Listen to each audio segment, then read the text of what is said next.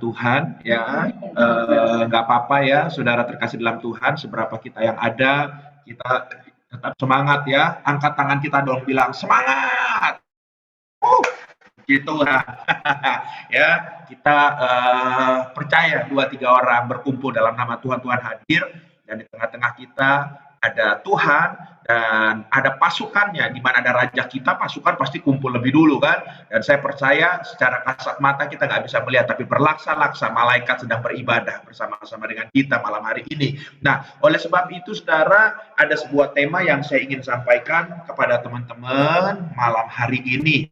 Ya, saya ingin bicara tentang mukjizat multiplikasi ya tentang mukjizat multiplikasi, dan saya percaya ini adalah sebuah tema yang mungkin beberapa teman-teman berpikir ini Sinofik apa sih ya, kondisi lagi gini bicara mukjizat, ya bicara mukjizat aja ada sesuatu yang spektakuler gitu ya, apalagi ditambah udah mukjizat ada multiplikasi saudara ya. Oke, pelan-pelan kita akan melihat baik-baik saudara, apa sih multiplikasi. Multiplikasi itu saya nggak usah bahas dalam bahasa Ibrani, dalam bahasa Yunani, yang gampangnya aja lah ya. Multiplikasi itu multiply, multiplication.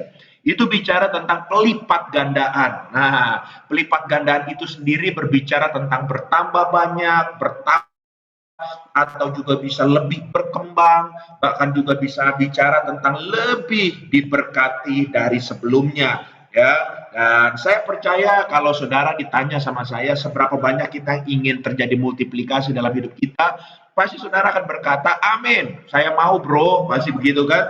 Nah, saudara, ya kita pengen mengejar multiplikasinya. Tapi kalau saudara tahu bahwa multiplikasi atau pelipat gandaan itu bisa terjadi itu karena akibat daripada kedewasaan kerohanian kita, atau dalam bahasa aslinya itu disebut teleios ya, kedewasaan rohani. Oleh sebab itu saya mau bilang sama saudara, saudara yang ada di tempat ini, saudara nggak melihat jumlah, tapi saudara sedang belajar dengan kebenaran firman Tuhan untuk saudara menjadi dewasa di dalam Tuhan. It's okay ya kalau saudara melihat ya berduyun-duyun orang mengejar Yesus waktu itu mau belajar ya, tapi saudara mereka bayi rohani, waktu ada tantangan sendiri mulai ya istilahnya berudul. Ya tinggal 70 murid-murid Yesus.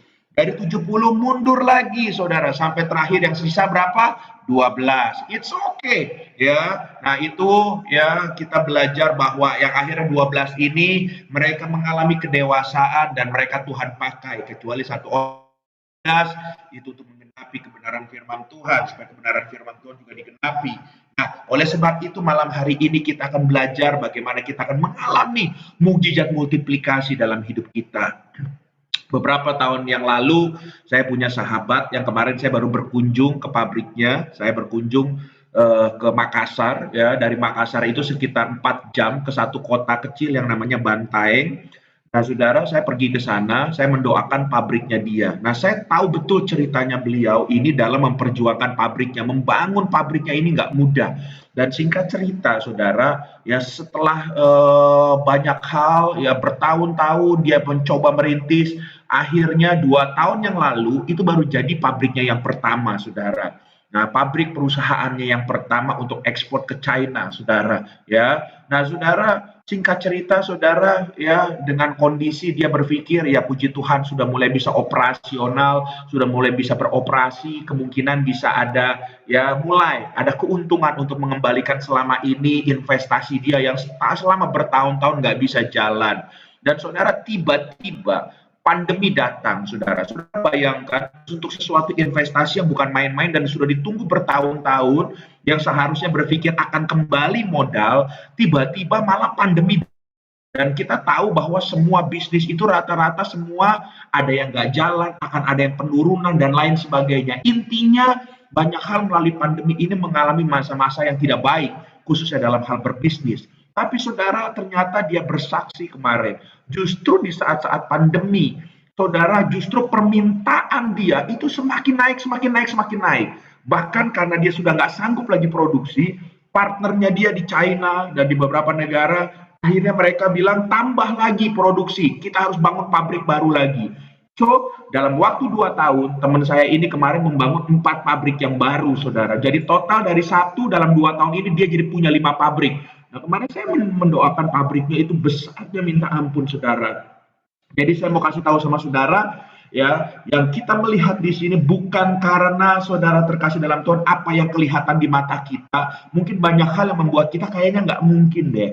Tapi saya mau bilang, kalau kita berjalan dengan Tuhan, apa yang tidak mungkin bisa menjadi mungkin, bahwa akan terjadi multiplikasi dalam hidup kita, ya, mukjizat multiplikasi dalam hidup kita. Oleh sebab itu kita akan belajar satu hal dari kebenaran firman Tuhan yang kita pelan-pelan melihat daripada pribadi Yesus sendiri. Bagaimana ya pribadi Yesus tentang mukjizat multiplikasi harus terjadi dalam hidup kita. Sebab saya rindu kita mengakhiri tahun 2021 ini kita akan mengalami banyak mukjizat. Bahkan di tahun yang baru akan ada mukjizat dan pelipat gandaan lebih lagi dalam hidup kita. Oke, kita sama-sama melihat dari Injil Lukas pasal yang ke-9, dimulai dari ayat yang pertama sampai dengan yang ke-6. Saya akan membacakan baik-baik, pelan-pelan, saudara boleh menyimak kebenaran firman Tuhan ini. Maka Yesus memanggil ke-12 muridnya lalu memberikan tenaga dan kuasa kepada mereka untuk menguasai setan-setan dan untuk menyembuhkan penyakit-penyakit. Dan ia mengutus mereka untuk memberitakan kerajaan Allah dan untuk menyembuhkan orang. Ayat 3, katanya kepada mereka, jangan membawa apa-apa dalam perjalanan, jangan membawa tongkat atau bekal, roti atau uang, atau 2 helai baju. Kita lompat ayat yang ke-4, saudara terkasih dalam Tuhan. Dan apabila kamu sudah diterima dalam suatu rumah, tinggallah di situ sampai kamu berangkat dari situ. Dan kalau ada orang yang tidak mau menerima kamu, keluarlah dari kota mereka dan kebaskanlah debunya dari kakimu sebagai peringatan terhadap mereka. Lalu pergilah mereka dan mereka desa sambil memberitakan Injil dan menyembuhkan orang sakit di segala tempat. Stop sampai di sini dulu, saudara, kebenaran firman Tuhan. Kalau saudara menyimak baik-baik dimulai dari ayat yang pertama. Jadi saudara, sebetulnya kalau Tuhan memanggil murid-muridnya itu bukan cuma sebagai, maaf ya bahasanya, bukan cuma jadi kacungnya, bukan jadi pembantunya yang ngurusin dia, atau cuma ikut-ikutan, atau jadi drivernya Yesus ngurusin untanya atau apa, bukan. Tapi ternyata Yesus selalu memanggil pengikut untuk menjadi muridnya. Dan saudara terkasih dalam Tuhan, untuk menjadi murid Tuhan itu perlu ditempa, itu perlu dibentuk. Kenapa? Karena untuk menjadi murid Tuhan itu perlu ditempa dan dibentuk. Supaya saudara dengan pembentukan, dengan tempaan yang dibentuk oleh Tuhan, itu akan membuat murid-murid Tuhan itu menjadi murid-murid yang militan, menjadi murid-murid yang luar biasa. Dan saya percaya hari ini Tuhan melalui komsel kita ini juga, Tuhan sedang memuridkan kita untuk kita menjadi murid-murid Tuhan yang luar biasa. Yang setuju boleh katakan amin. Haleluya. Ya, kita semua sedang dijadikan Tuhan menjadi murid-murid yang luar biasa. Ya, bahkan kalau tiba waktunya, waktu saudara bertumbuh, saudara dewasa dalam Tuhan, baik-baik di ayat yang pertama ini, ya, sekalian dia mengimpartasikan kuasanya, mengimpartasikan hikmatnya, sehingga saudara ayat yang pertama ini dengan jelas berkata murid-muridnya ini dia akan diutus, dan bahkan dikatakan dia bisa menengking setan-setan dan dia bisa menyembuhkan penyakit-penyakit. Artinya sign and wonder, kuasa dan mukjizat menyertai murid-murid Tuhan. Saya percaya kalau kita menjadi murid-murid Tuhan, kita juga punya kuasa. Amin. Haleluya. Tanda-tanda heran akan menyertai setiap langkah kita. Dan setelah kita mengalami pemuridan dengan baik, kuasa Tuhan menyertai kita. Lihat baik-baik ayat yang kedua. Tuhan mengutus murid-muridnya untuk apa? Untuk memberitakan the kingdom of God, untuk memberitakan kerajaan Allah, dan untuk menolong orang, membebaskan yang terikat, menyembuhkan yang sakit, ya, memberikan kelepasan, kelegaan, memberikan penghiburan yang sedang susah hati. Ini adalah tugas murid-murid Tuhan. So, kalau saudara hari ini adalah murid-murid Tuhan, saudara juga harus belajar. Tugas saudara jadi murid Tuhan ini jelas dalam ayat yang kedua ini dikatakan harus seperti itu untuk mempermuliakan Tuhan melalui kehidupan kita. Bahkan ayat yang ketiga dikatakan layani Tuhan. Dikatakan saudara jangan mementingkan diri kita sendiri. Makanya dia bilang pada saat sebelum diutus pergi, sebentar kamu pergi ya, kamu mengajarkan firman Tuhan, kamu menginjil, kamu bersaksi, kamu membuat mukjizat. Tapi dia bilang, jangan bawa apa-apa dalam perjalanan ya. Jangan bawa tongkat atau bekal. Zaman dulu perjalanan darat, jalan kaki itu tongkat perlu. Kalau menghadapi binatang atau apa di tengah jalan, ada ular atau apa di padang gurun, itu perlu saudara ya. Bahkan juga bekal ya untuk berjalan bermil-mil jauhnya dengan suasana padang gurun mungkin yang panas di timur tengah saudara, itu perlu bekal saudara ya, perlu roti, perlu uang, bahkan juga mungkin perlu salinan baju ya perlu baju-baju untuk berganti saudara. Tapi Tuhan bilang jangan membawa itu semua. So ini adalah bagian kita. Kalau kita menjadi murid Tuhan, kita harus tahu tentang hidup kita untuk mempermuliakan Tuhan. Jangan pernah pusingin dengan kehidupan kita. Kenapa? Di saat saudara diutus Tuhan, Tuhan yang akan bertanggung jawab dalam hidup saudara dan saya. Amin. Saya mau bersaksi sedikit sampai poin ini. Waktu awal saya melayani Tuhan, saya dipanggil Tuhan. Sekitar 20 tahun lebih yang lalu, saudara, ya. Keluarga besar saya banyak pro kontra, saudara. Waktu saya izin saya untuk melayani Tuhan sepenuh waktu, ya. Latar belakang saya sempat jatuh, saya sempat tidak benar, ya. Tapi bukan berarti kepercayaan keluarga itu hilang begitu saja. Tapi saudara, kepercayaan boleh hilang, tapi harapan mereka tetap masih ada sama saya. Makanya saudara, waktu saya mulai benar dan saya menyadari kekeliruan saya, kesalahan saya, dan saya mulai berubah, saya tunjukkan. Dan satu ketika saya tahu panggilan Tuhan dalam hidup saya bilang, saya izin sama mereka, saya mau lepas bisnis. Papi dulu teman-teman tahu kan, beberapa Erik tahu, ya Raymond tahu, ada beberapa teman kita di sini tahu. Almarhum papa saya itu jual beli mobil waktu itu kan. Dan saya sempat terakhir itu saya dibikinin showroom sendiri. Saya pegang showroom sendiri di Tangerang, ya di Karawaci waktu itu. Saya udah stay di sana, saya udah running sendiri, bisnis sendiri saya pada saat itu, saudara ya. Nah, singkat cerita saya udah pegang uang ya, dan dengan bimbingan papa saya dan koneksi dari papa saya bisa menjalankan bisnis dengan baik.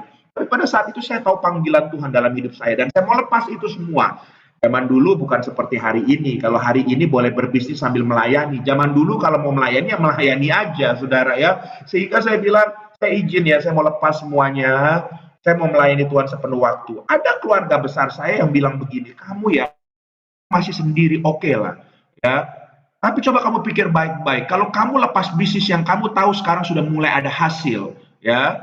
Setelah beberapa tahun ini kamu rintis, udah mulai ada hasil. Kamu satu hari berkeluarga nanti. Istri kamu mau dikasih makan apa?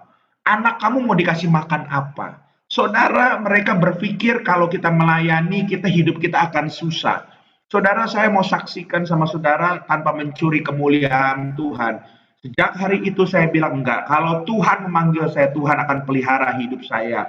Dan saudara, sampai hari ini saya melayani Tuhan. Saya tidak punya uang berlebih seperti teman-teman yang pengusaha mungkin. Saya cuma cukup, saudara. Tapi yang jelas, saudara, Tuhan tidak pernah membiarkan saya makan batu. Tuhan tidak pernah membiarkan saya kasih makan istri saya cuma pasir dan debu. Tidak, ya. Bahkan justru mau ngurangin makanan, susah, saudara, sekarang ya. Makanya berat badan nggak turun-turun, saudara. Ya, ini kesulitan saya, saudara. Artinya gini, pemeliharaan Tuhan sempurna, Tuhan bertanggung jawab kalau Tuhan memanggil kita. Nah, ini yang diajarkan kepada murid-murid. Sudah, kamu jangan pikirkan tentang dirimu lagi. Pergi-pergi aja, melayani, sampaikan firman Tuhan. Cari jiwa buat kemuliaan Tuhan. Maka Tuhan yang akan bertanggung jawab. Nah, saudara terkasih dalam Tuhan, makanya murid-murid itu langsung dia pergi. Lihat ayat yang keempat ini, saudara. Ya, murid-murid ini langsung, saudara, berjalan, saudara, ya. Murid-murid ini berjalan, ya, saudara, dan ayat yang kelima juga, saudara terkasih dalam Tuhan. Kalau ada yang menolak Injil, ya sudah, itu belum waktunya Tuhan. Tinggalkan, jangan waste time. Cari yang lain lagi, ya. Ya, ini adalah teori kebenaran firman Tuhan. Jangan habiskan waktu kita dengan orang yang tidak mau dilayani, ya. Layanilah orang yang mau dilayani, yang haus dan lapar akan Tuhan. Tapi Kalau orang itu rindu, siapapun dia, apapun latar belakangnya, saudara harus mau melayani.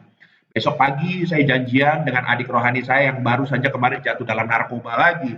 Jam 10 pagi besok saya janjian, saya ajak kopi. Ya, beberapa gereja, beberapa yang tahu latar belakang dia sudah menolak dia. Ya, sekarang saya berpikir, saya sebagai seorang hamba Tuhan, kalau semua menolak dengan latar belakang dia, siapa yang memberikan kesempatan untuk dia berubah jadi orang baik? Saya punya latar belakang yang sama, saya besok katakan, oke, besok kita minum kopi. Saya mau ajak dia makan.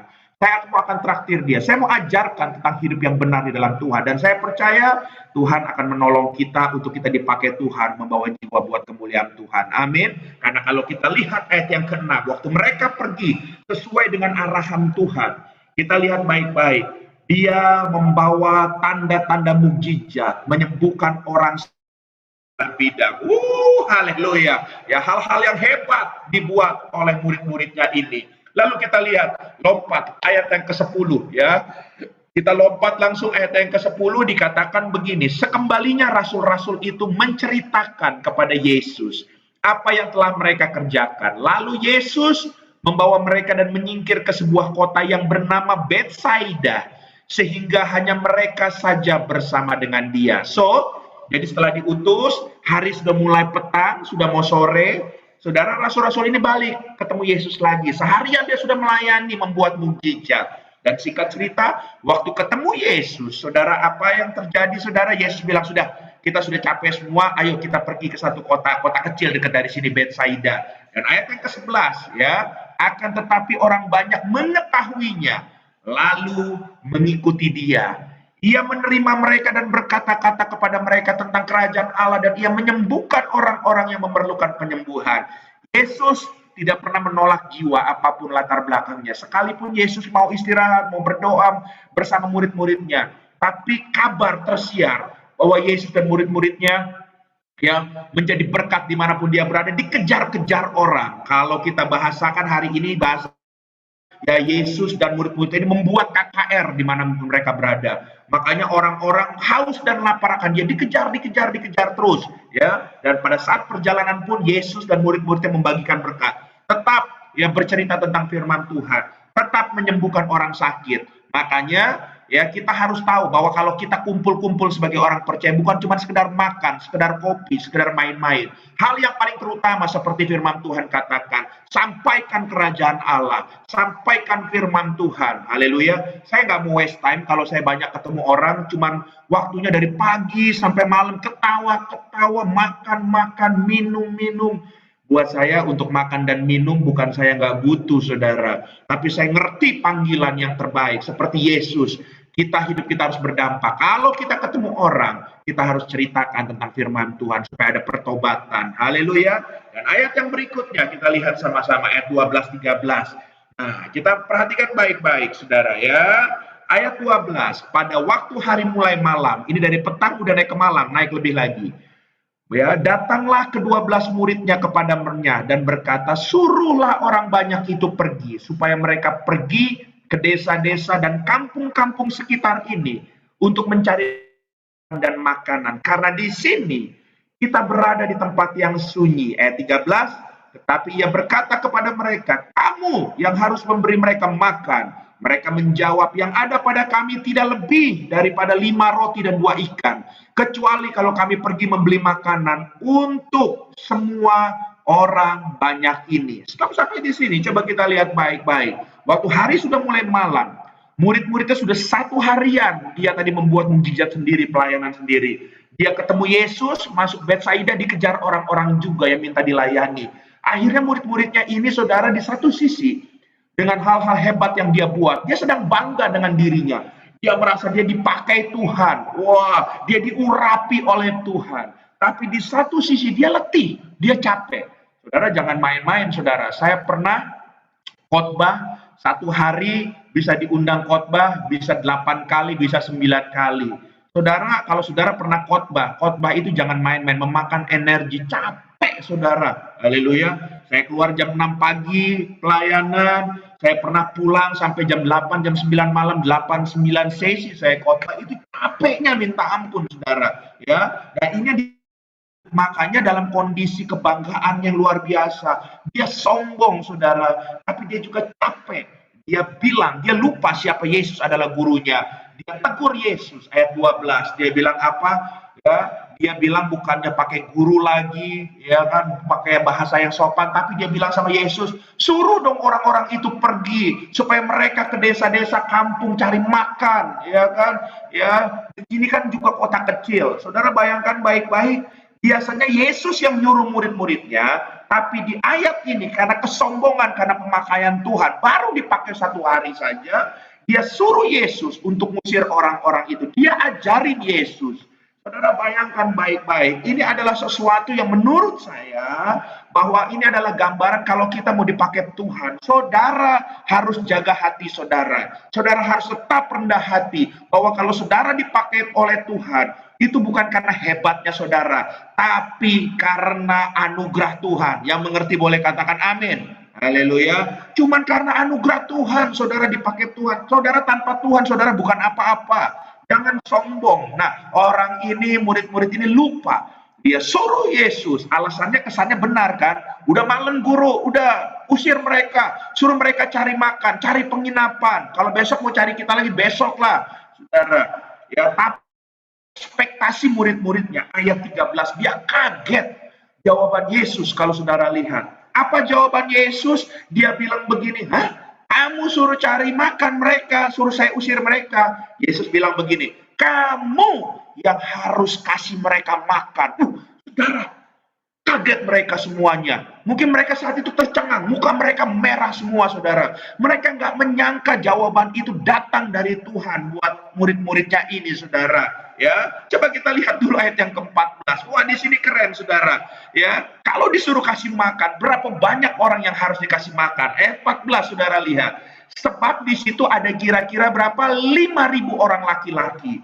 Lalu ia berkata kepada murid-muridnya, suruhlah mereka duduk berkelompok-kelompok, kira-kira 50 orang sekelompok. Ayat yang ke-15, saudara terkasih dalam Tuhan, ya, kita lihat murid-murid melakukannya dan menyuruh semua orang banyak itu duduk. Ayat 16. Dan setelah ia mengambil 5 roti dan 2 ikan itu, ia menengadah ke langit mengucap berkat, lalu memecah-mecahkan roti itu dan memberikannya kepada murid-muridnya, supaya dibagi-bagikan kepada orang banyak. Ayat 17, dan mereka semua makan sampai kenyang, kemudian dikumpulkanlah potongan roti yang sisa, 12 bakul. Haleluya. Jadi saudara harus tahu bahwa dikatakan yang terhitung laki-laki pada saat itu. Jumlahnya berapa saudara? 5.000. Belum terhitung kalau dia bawa istri. Kalau dia bawa istri, 1 orang 1 kali 2, 10.000. Kalau dia punya anak 1, jadi 15.000 jumlahnya. Kalau dia punya anak 1 orang 2, dia bawa orang ya dengan istri dengan 2 anak, berarti total kurang lebih ada 20.000 orang yang ada di tempat itu. Saya mau kasih tahu sama saudara, Betsaida itu pada zaman itu adalah kota yang kecil, ya. Dan saya mau kasih tahu hari sudah mau larut malam, ya. Saya mau kasih tahu waktu Yesus bilang, "Kamu yang kasih makan mereka." Saudara, murid-muridnya langsung berpikir, "Hah? Kita ini ada di Betsaida loh guru, ya kan? Bisa aja mereka menolak kan, saudara? Ya kenapa? Karena make sense. Ya, yang pertama Betsaida kota kecil, yang kedua, ya ini mamanya Erik ini sama mamanya Linda, tante, ya ini mereka ini pernah jadi catering atau mamanya Linda bahkan masih catering ya. Saya mau kasih tahu, misalkan, ya ketemu saya jam 5 sore, saya ngomong sama mamanya Erik atau mamanya Linda, tante, tolong ya. Saya mau kasih makan 200 orang jam 7 malam. Kira-kira sanggup nggak? Belum belanja, belum siap-siap.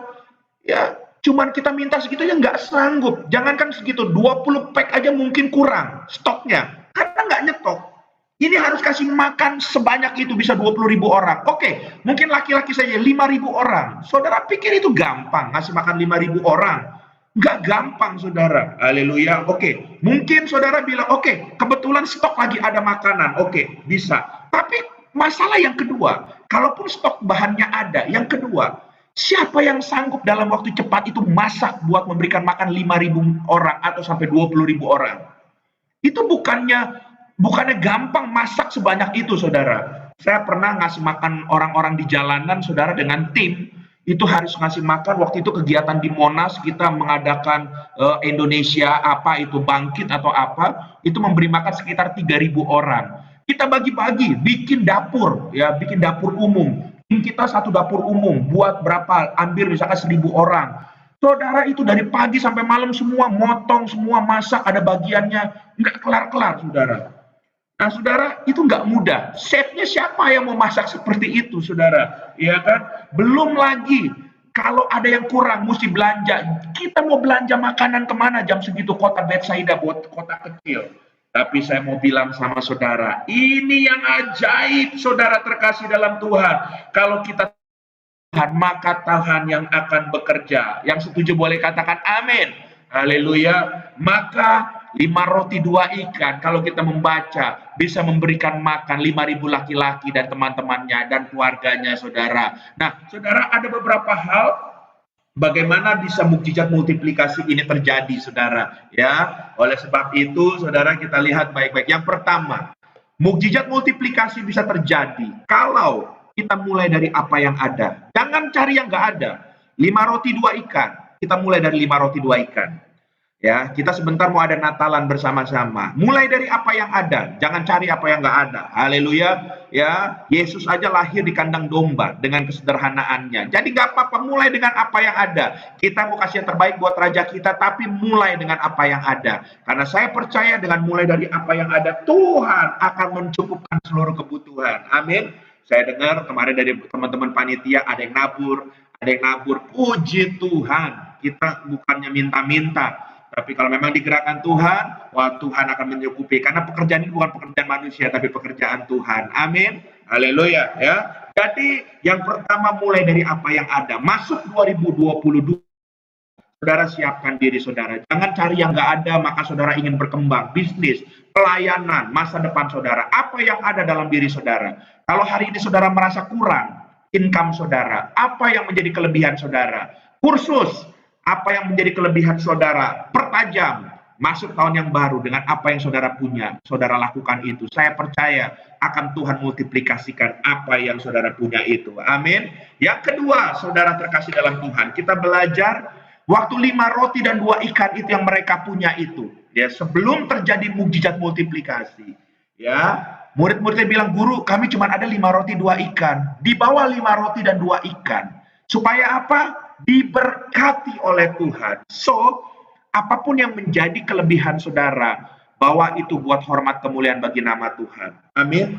Persembahkan itu dengan tujuan yang murni kepada Tuhan. Maka Tuhan akan memberkati apa yang saudara punya tersebut. Mungkin ada orang yang lebih pintar dari saudara. Mungkin ada orang yang lebih hebat dari saudara. Tapi kalau saudara terima berkat dari Tuhan, berkat itu yang akan memberikan saudara untuk apa yang saudara kerjakan akan berhasil dan beruntung di dalam Tuhan. Yang setuju boleh katakan amin. Haleluya. Yang terakhir, yang ketiga, saudara terkasih dalam Tuhan, berkat multiplikasi ini, setelah ikan diterimanya, saya mau tanya sama saudara, ya, terjadi pelipat gandaan. Betul saudara, mereka bisa memberi makan 5.000 orang, bahkan lebih dari itu. Waktu terjadi multiplikasi itu, waktu di tangan Tuhan Yesus atau waktu di tangan murid-muridnya? Saya tanya sama saudara.